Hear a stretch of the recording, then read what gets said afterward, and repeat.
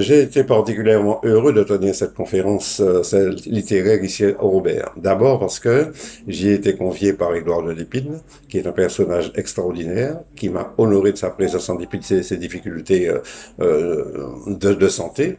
Donc, merci beaucoup à Édouard de Lépine de m'avoir invité à venir ici. Merci également à la mairie du Robert de m'avoir convié. Cette conférence a été organisée par Monsieur Ludop dans de très bonnes conditions. Il a fait une très bonne publicité. J'ai été heureux de voir l'assistance qui s'est déplacée pour participer à cet événement.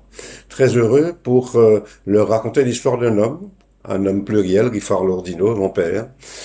J'ai découvert que c'est un homme extraordinaire en fait. Pourquoi? Parce que j'ai écrit ce livre pour que mes enfants en particulier puissent connaître un peu mieux leur grand-père et de l'avoir présenté à des amis, Armand Nicolas, Guy Flandrina. J'ai eu l'idée, enfin ils m'ont donné l'idée de le publier parce que c'était important, il comportait des richesses extraordinaires. Et l'accueil qui a été réservé par les premiers lecteurs à ce livre m'a surpris et m'a beaucoup plu. En réalité, Richard Lordino, mon père, était un homme sans doute exceptionnel, mais il y en avait beaucoup comme lui dans le pays. Et de parler de lui fait connaître à un certain nombre de personnes, des jeunes notamment, la manière dont on vivait ici en Martinique. Il y a des hommes tels que lui au Robert, il y en a à Ducos, il y en a à Saint-Esprit, il y en a un peu partout. Donc ce livre que j'ai écrit pour raconter mon père, d'autres devraient l'écrire également pour raconter leur père, avec l'occasion de dire comment était la société martiniquaise à cette époque. Une époque extrêmement difficile où les restrictions étaient nombreuses, notamment pendant la dernière guerre mondiale.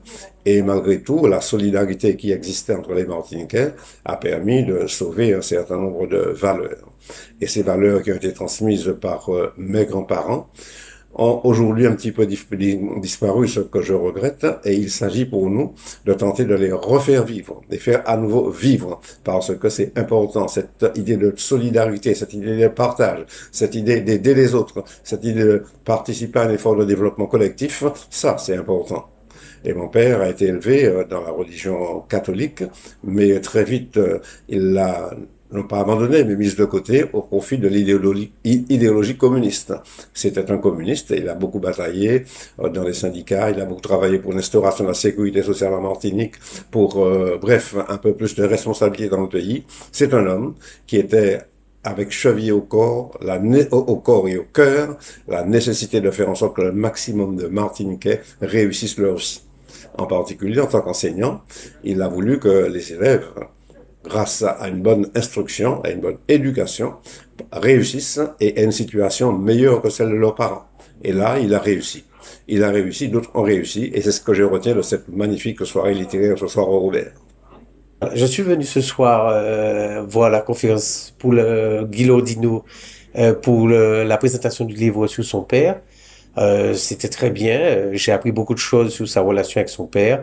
Je ne connaissais pas du tout son père. Je le connaissais lui parce que nous sommes dans la même branche. Nous étions dans la même branche et je l'ai beaucoup fréquenté, mais je ne connaissais pas du tout son père. Et cela me plaît énormément et je suis content d'être là ce soir.